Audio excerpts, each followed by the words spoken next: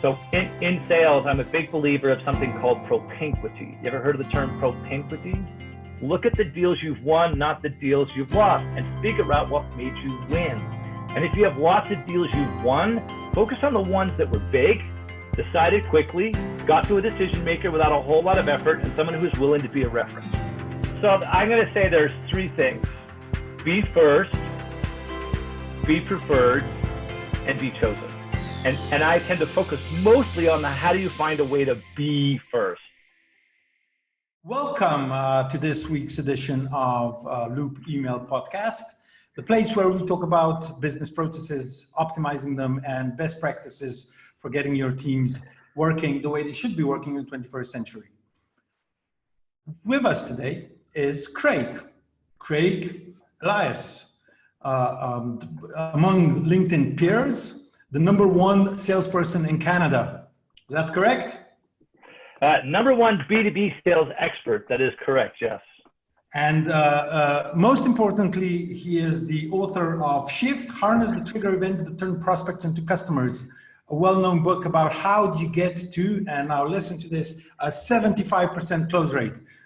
When I read that statement, I said, where did this guy come from? So Craig, tell us a little bit about how did you end up in sales and how did you end up in being a 75% close rate type guy?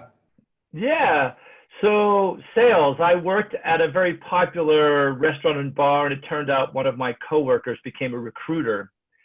And he showed up one day right after I graduated from university. So my first degree is half computer science and half business. And it was a job for inside sales. And the lady who interviewed me actually said, why do you want this job? And I said, because I want to be in outside sales. That's what I want to do, right? There's good money, you get a company car, all the rest of that stuff is in my head. So we have this, I don't want to call it a fight, but it was a pretty heated discussion about why do I want the job? I'm like, didn't get that job, got the job. Now, the reason she told me that I would never get a job in outside sales is this organization takes engineers, they train them on products for 2 years before they put them on the road. I'm in the job less than 60 days, and the guy who runs the outside sales team for the entire country comes to me and says, Craig, I have an opening in Edmonton. There's no way any of these engineers are ready. You seem to know what you're doing. Would you like a job in outside sales? And that's just kind of my life has been like that ever since. Right? Tell me about, it's really, we go to the nuts and bolts, which is the 75%.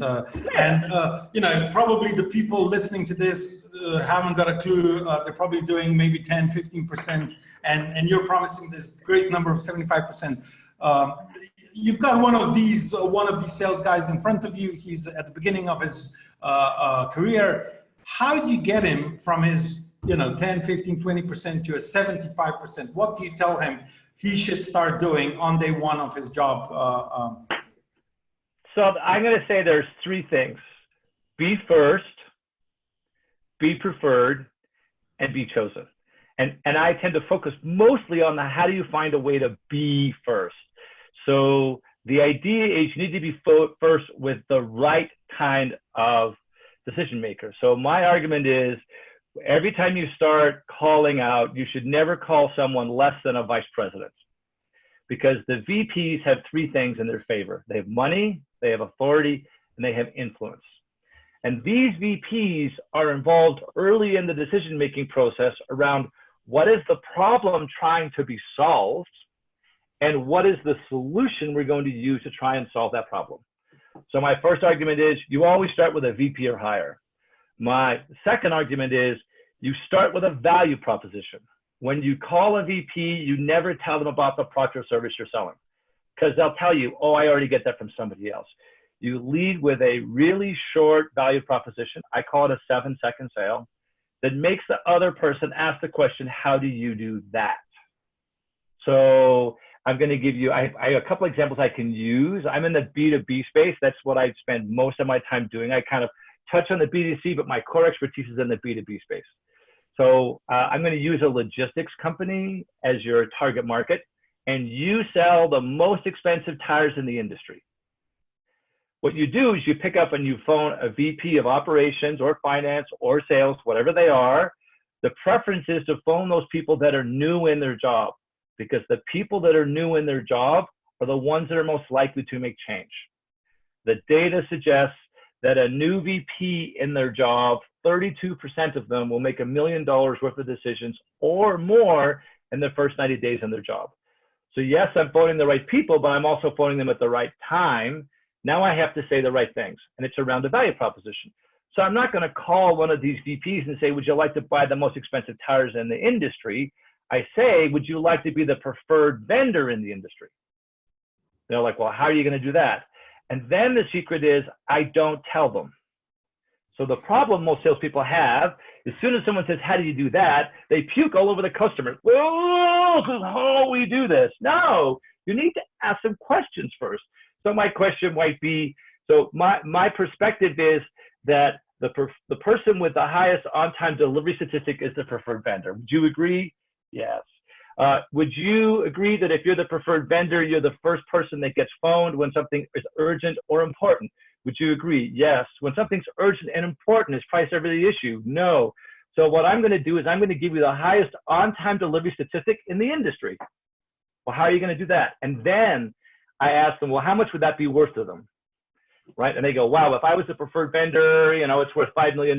Great. Would you be willing to invest $100,000 to get that $5 million? Sure. How do I do that? I'm going to sell you really expensive tires so your trucks break down less. You have a higher on-time delivery statistic, and you're much more likely to be the preferred vendor and get the business when prices seldom an issue. So do you see how I found a way to sell the value, not the product?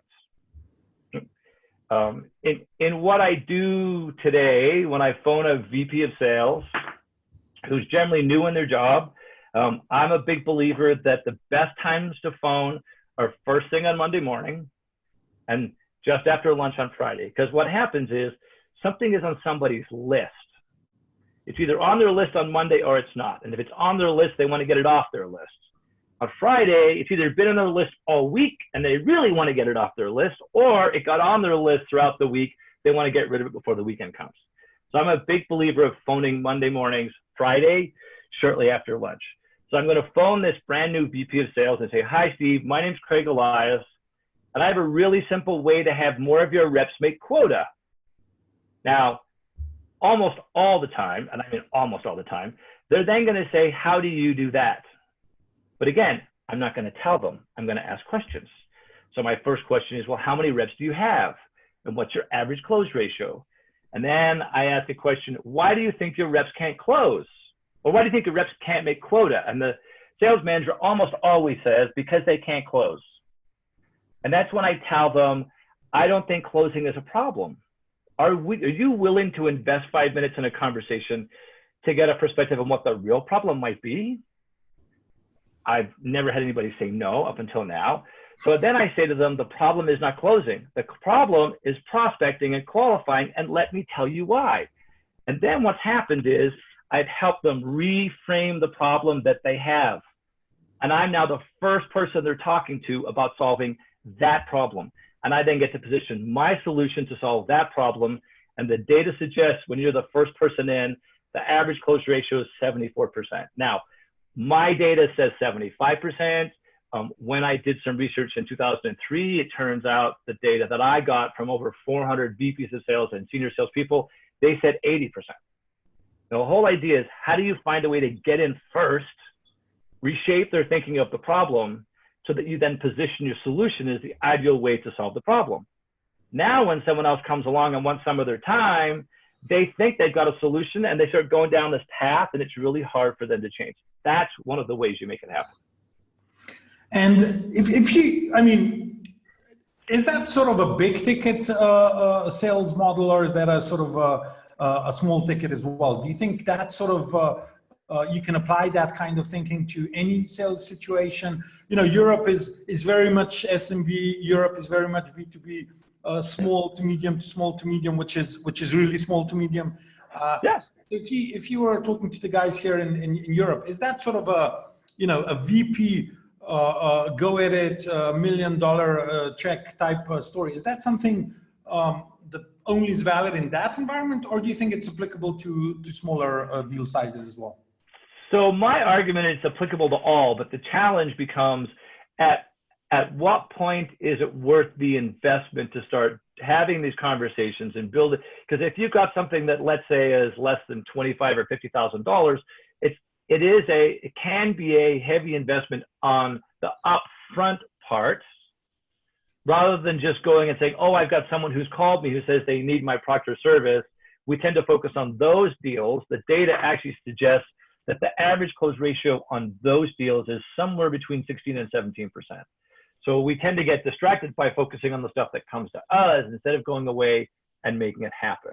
So my argument is yes. It's just a function of how do you apply it to your specific scenario. That's then the challenge.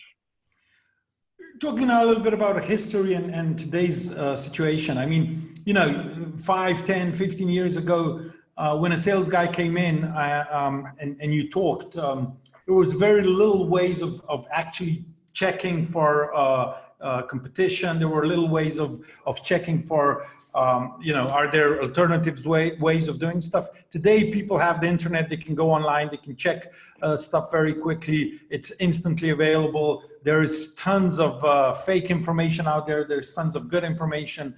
So how does a sales guy today, with that approach, actually tackle what I call Mr. Know-It-All, which is Mr. Google?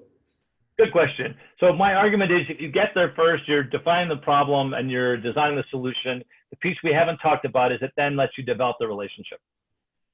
So in sales, I'm a big believer of something called propinquity. You ever heard of the term propinquity? Yep. So propinquity, the impact of nearness. So when I talk to people, one of the other reasons I call Mondays and Fridays, besides the fact it's on their list, is I get to pick up the phone and go, hi, Jane, it's Craig here. What did you do this weekend? And what I'm learning is the things that they do. And what I'm trying to find a way to do is have these things in common. Oh, you went mountain biking. Where did you go? And then you start talking about the things. So what I've learned is this impact of psychological nearness means they're more likely to choose me because we have these things in common over somebody else. Now, I totally get that someone's going to go and start the process of searching for alternatives. But the challenge is decision makers are usually busy. So we're starting at the top. All we're trying to do initially is define the problem and get a solution. The way that McKinsey defines this, they call this a consideration set. And I'm just trying to find a way to make sure I'm in that consideration set. Because if they decide that they're going to solve the problem a totally different way, my solution doesn't even remotely fit. So there's always going to be somebody who's cheaper. So this then comes down to that we talked about being first. The preferred is around this propinquity piece. And the last thing is all about how do you find a way to be chosen? And for me, it's about being able to use a model or a framework so you can position yourself differently or better than somebody else. And what I've learned is decision makers, whether they're far up the organization or farther down, the biggest thing they worry about is risk. What's the risk of becoming your customer over somebody else's? So first of all, you overcome risk by having credibility. So having a relationship allows you to have relationship credibility. That's the most important thing. But what you can do is you can find a way to offset this risk. So I have a framework that I call RIPES. And this is the way that people justify their decision, sometimes to themselves, sometimes to others. And there's 5 different ways. So it's an acronym. If you write it down, you write it down the page. R stands for risk avoidance. I stands for image. So can I find a way to make them look good to their boss, put something on their resume or their LinkedIn profile that helps them get promoted? P is productivity. So how do I help them spend the same amount of money but get more stuff done? E is expenses. How do I help them get the same stuff done but spend less money? And the S stands for simplicity or speed. And while someone's got a short period of time to start this buying process, how do I find a way to make it really easy so they get farther along the process before they decide they're going to start talking to other people? So that's my way of trying to find a way to say, okay, there's lots of cheaper alternatives, but they come with risk, and it's harder for the decision maker to justify choosing that person over something else. Now, before I leave this conversation, I think there's an important thing to say. The important thing is that price is seldom the issue. But here's the thing. When it is the issue, it is the only issue. But again, let me iterate, price is seldom the issue. So sometimes it is all about price, but it's not very often. Going from a single sales process perspective to a team perspective. So now you've got a team. We love the 75%. We want to get them everybody on board. So tell me, how do you what are the 3 tactics of getting a team to work in that way, to getting them? What's the KPIs you use to measure them? How do you actually pick the team? Probably some salespeople are better equipped to adopt a model like that than somebody else. So how do you pick the team? Where do you get the KPIs from, and what are your main KPIs? And tell me something about the everyday tactics you use with the team to get them moving. So here's the first tactic. So the first tactic is to never analyze the deals you lose. Like, it's the dumbest thing on the planet. You spend all your time looking at all the deals you lose, hoping you can figure out what's going to make you win.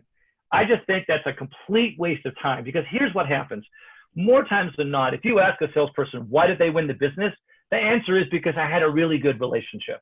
But when you ask someone, why did they lose the business? It's always because of price. So my argument is, if you live by the sword, you die by the sword. So if you won the deal based upon a relationship, therefore you must have lost the deal because you had a lousy relationship. But I don't think it's about the relationship. I think there's always something else going on underneath. And the more we understand that, the more the salespeople are going to phone the motivated decision maker who's more likely to pick them. So my process is called a one sales analysis. Look at the deals you've won, not the deals you've lost, and figure out what made you win. And if you have lots of deals you've won, focus on the ones that were big, decided quickly, got to a decision maker without a whole lot of effort, and someone who's willing to be a reference. Now, when you go to these people, you're not doing a survey, and it's the salesperson who does this. So the salesperson analyzes the deals they win, because I'm trying to create something called selective perception. So when we buy a new car, what do we see all over the road? We see the exact same car. So I want to be able to help salespeople recognize very quickly, within 30 seconds rather, or a minute of a conversation with a decision maker, whether or not this guy or gal is actually going to change. So when you pick up the phone and call a decision maker, when you want a deal, we need to ask some questions. What was the event, or what were the events or changes that led up to this purchase?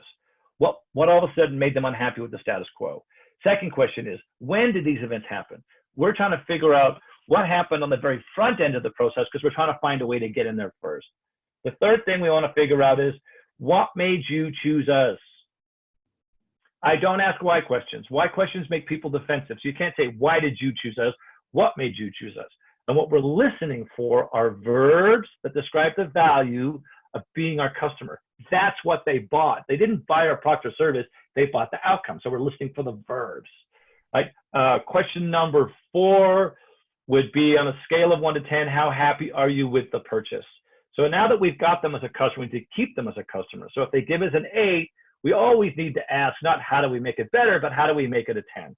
So the first thing is, we need to do a one sales analysis. Look at the best deals that we have and say, what was it about those deals that made them different so they were bigger, faster, and easier to make?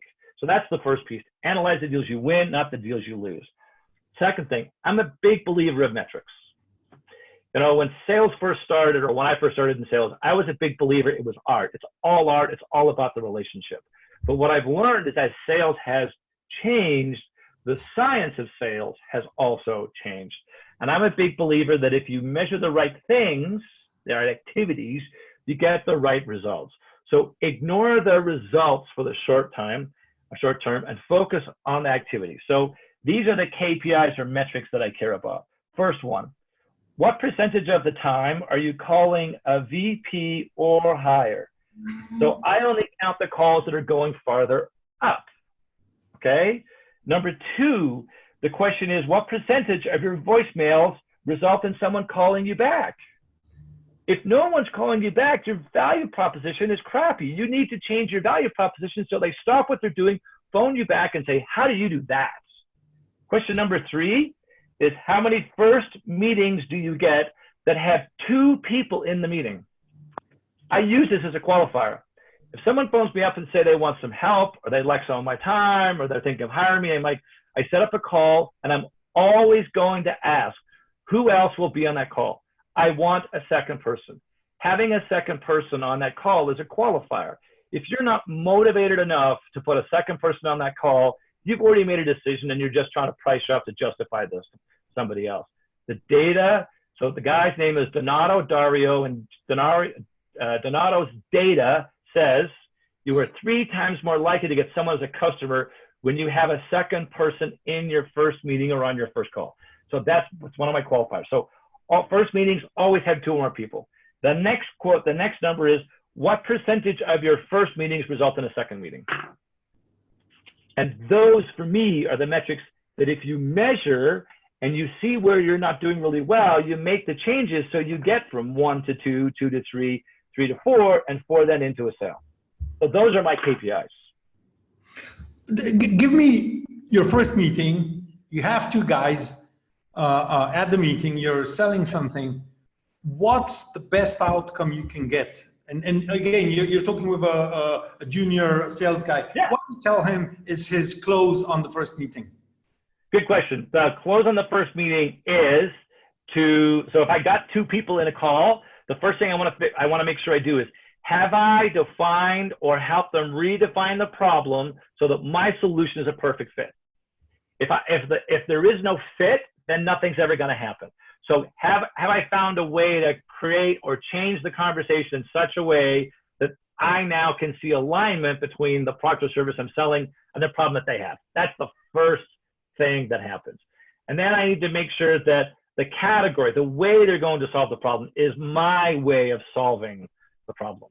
Because there's lots of different things people can use to accomplish the same thing. One of the examples I like to use is jewelry stores.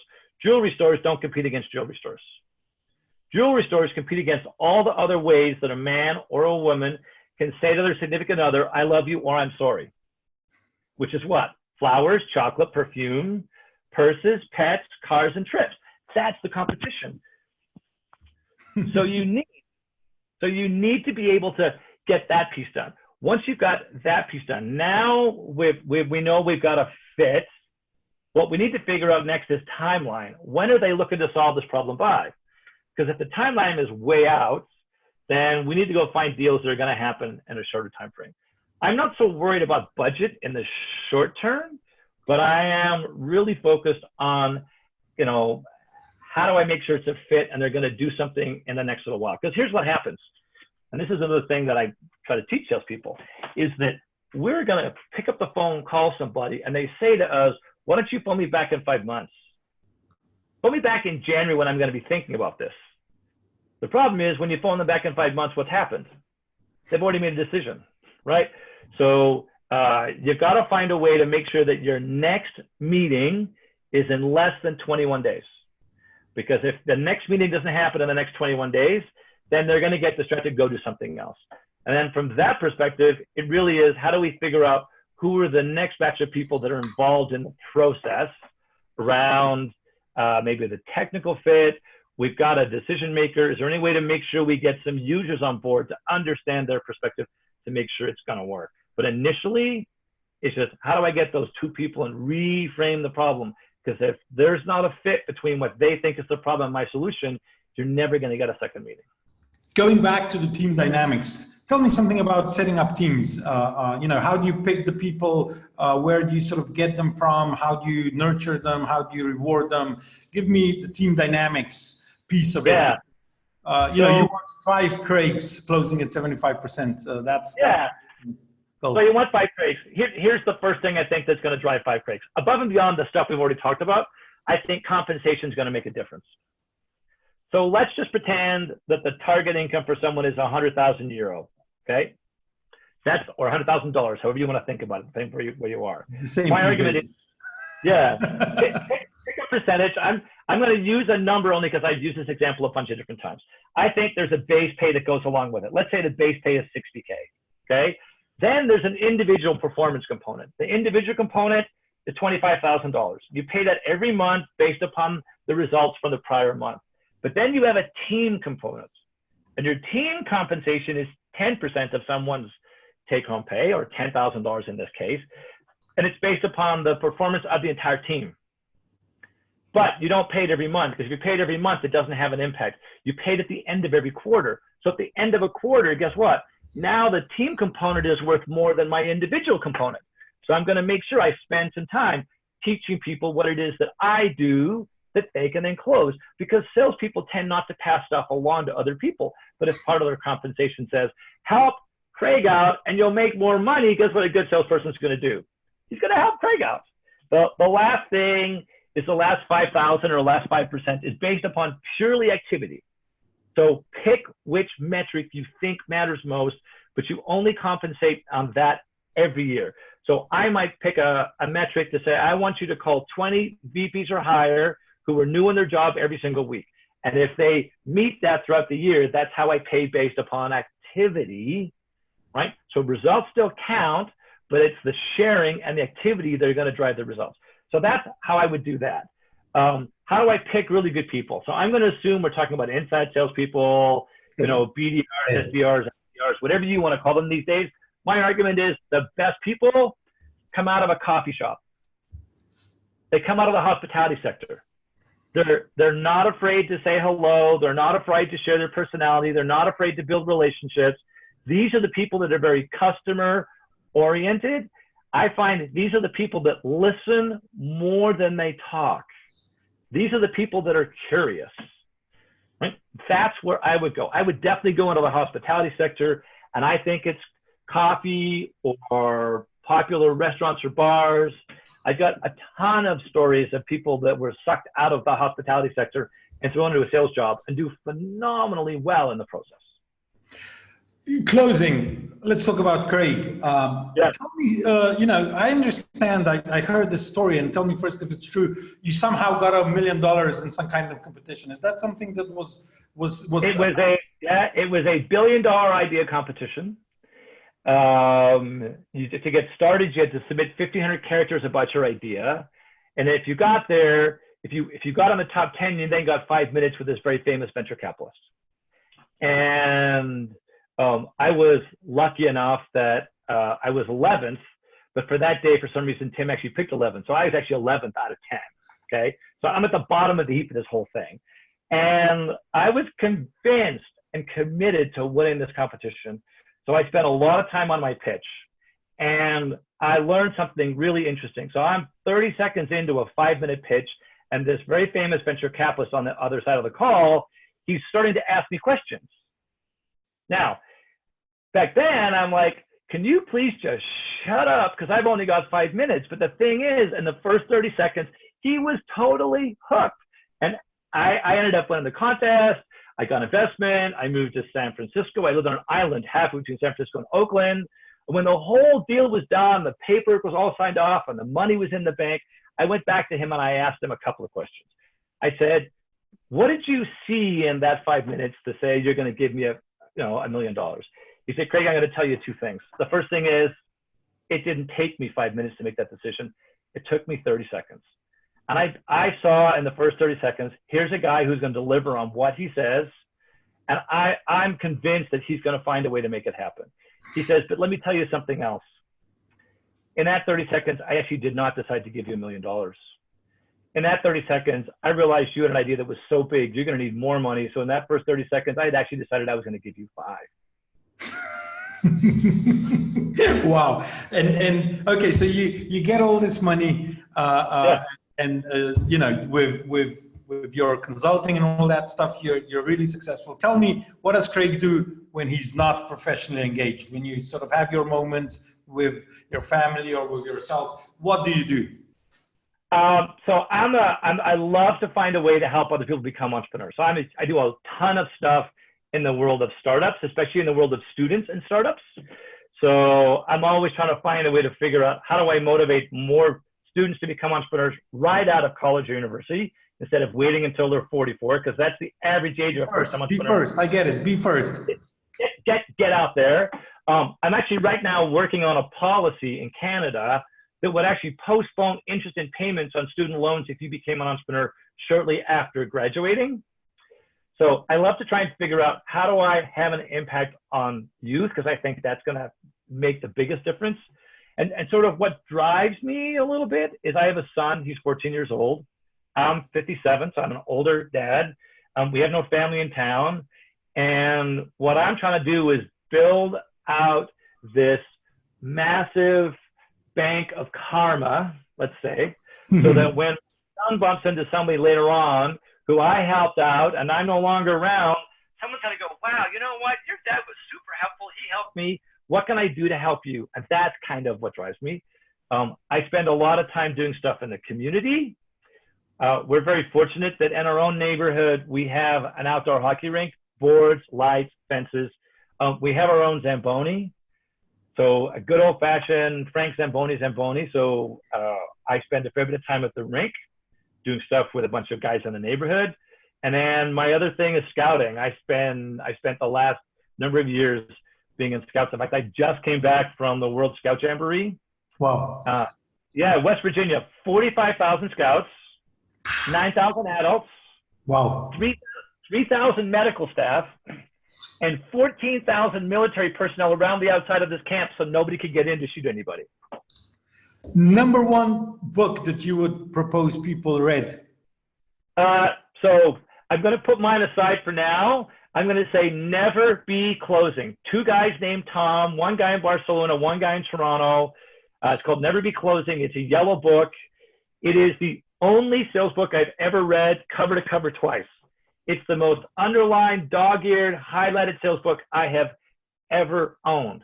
And it's all about how do you establish credibility and curiosity on the front end of the conversation, leave the pitch until like the last 5 or 10 minutes of an hour-long meeting.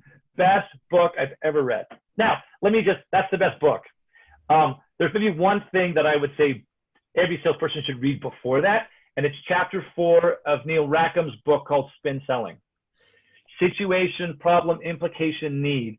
That simple piece of understanding not the problem people are solving, but what's the impact or implication of that problem, and you solve that impact, all of a sudden I think you're going to be way more successful at creating curiosity and generating more sales. So we have to close. Craig, thank you, a big thank you. And one last question to everybody that's listening and wants to get to a 75% close rate. How do they get to you? What's the best way of connecting with you? So LinkedIn is a good place to start. If you send me a LinkedIn connection request, I'll send you back a message with a link to my book. And then from that point on, LinkedIn messaging works really well. Text is another good thing. But here's the thing. Don't email me and forget to put a freaking phone number on the bottom of your signature. Because when you email me, I'm not going to email you back. I'm going to phone you back. So make sure you put your phone number and your signature if you email me. But otherwise, LinkedIn is kind of the first place. Thank you very much. It was great talking to you, Craig. It was one of the most fascinating talks I've had to date.